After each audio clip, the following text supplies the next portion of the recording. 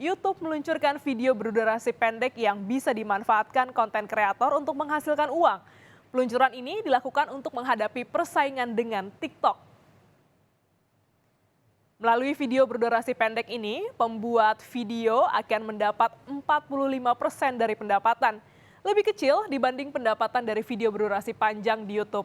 Fitur ini akan disebut YouTube Short yang bisa mulai dimonetisasi pada tahun 2023. Sementara TikTok sejauh ini menyiapkan dana 1 miliar dolar untuk pembuat konten.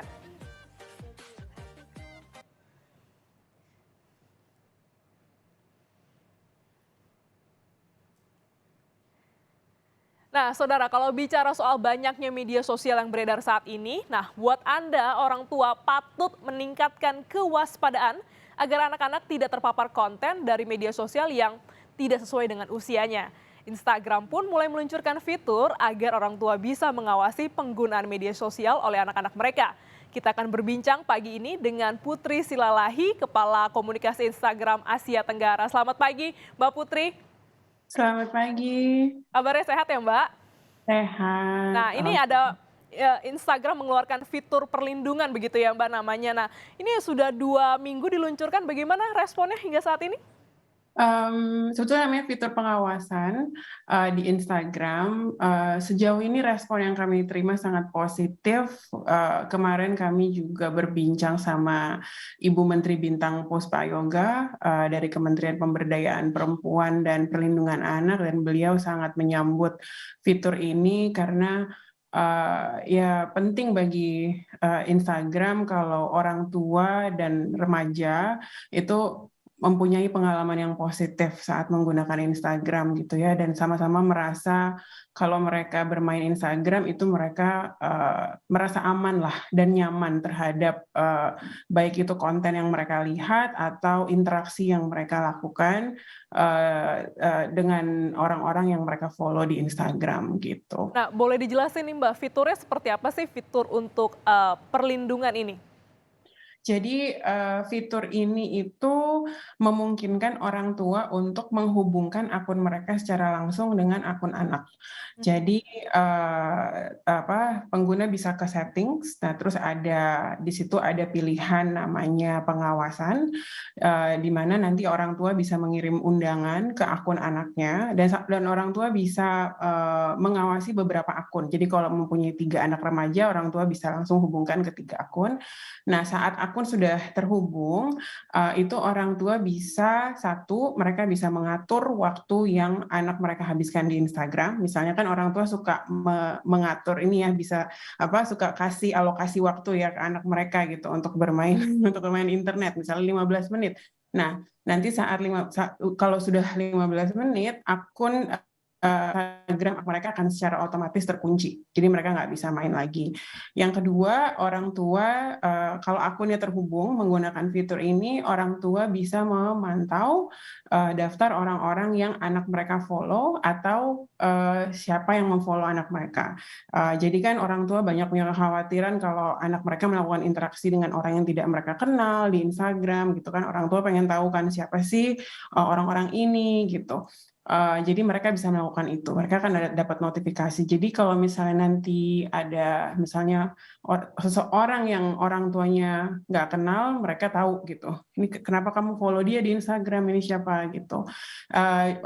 Yang ketiga, yang juga penting menurut aku sih, orang tua akan dapat notifikasi saat anak mereka tuh melakukan laporan ke Instagram, baik itu melaporkan konten atau melaporkan akun orang. Jadi misalnya mereka ngelaporin ke Instagram atau mereka ngeblok seseorang karena mereka ada perundungan, karena mereka dibully atau ada harassment atau apa, itu orang tua akan langsung mendapat notifikasi, dan orang tua juga akan langsung dikasih link ke hub education hub atau hub edukasinya Instagram yang dikasih kayak tips dan trik soal bagaimana mereka bisa membicarakan hal ini dengan anak mereka.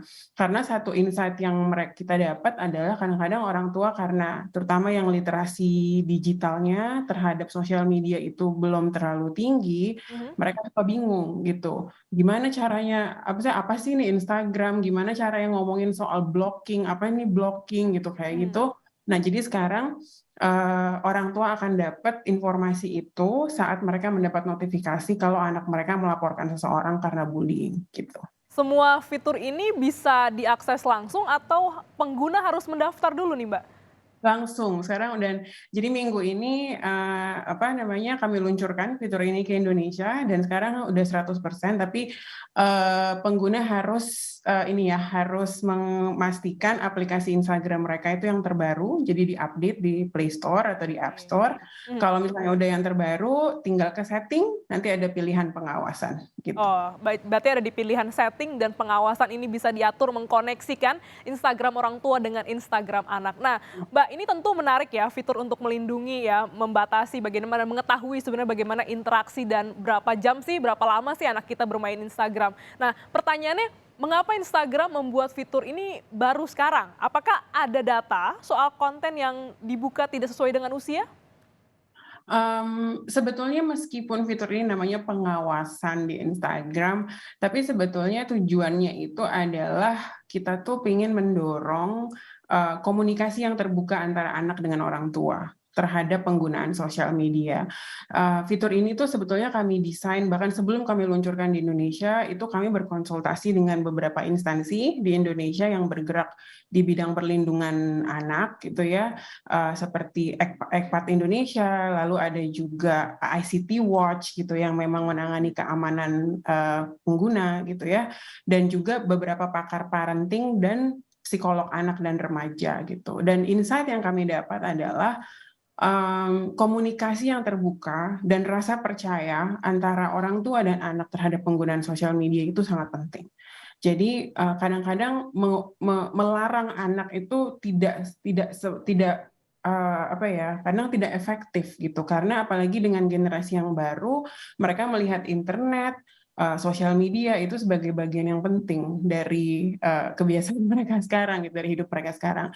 Jadi caranya adalah kita mau dorong nih ada keterbukaan. Jadi meskipun namanya fitur pengawasan, kami harap dengan bisa menghubungkan dua akun ini, orang tua itu dan anak mereka bisa menggunakan Instagram bersama-sama supaya orang tua bisa mengawasi dan mendampingi anak mereka saat menggunakan Instagram.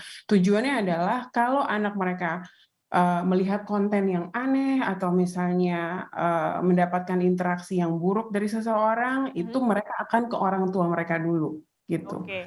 Mereka Ini akan, "Ya Mah, ini kenapa sih? Mah, ini apa sih?" Gitu, kayak gitu. Jadi tujuannya sebetulnya itu, ada rasa percaya gitu. Oke, sebagai jembatan komunikasi dan juga jembatan pengawasan ya, supaya bisa Betul. dimonitor bagaimana sih penggunaannya, berapa lama, dan bagaimana interaksinya. Nah, kalau bicara soal anak-anak ya Mbak, usia berapa anak-anak ini untuk fitur ini bisa efektif digunakan?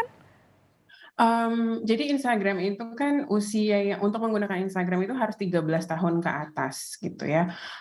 Tapi sampai usia berapa fitur ini digunakan sih sebetulnya tidak ada batasannya dari Instagram. Itu balik lagi kami serahkan ke pengguna dan mungkin setiap keluarga mempunyai pengertian yang berbeda-beda ya, mau sampai umur berapa anaknya terus didampingi gitu.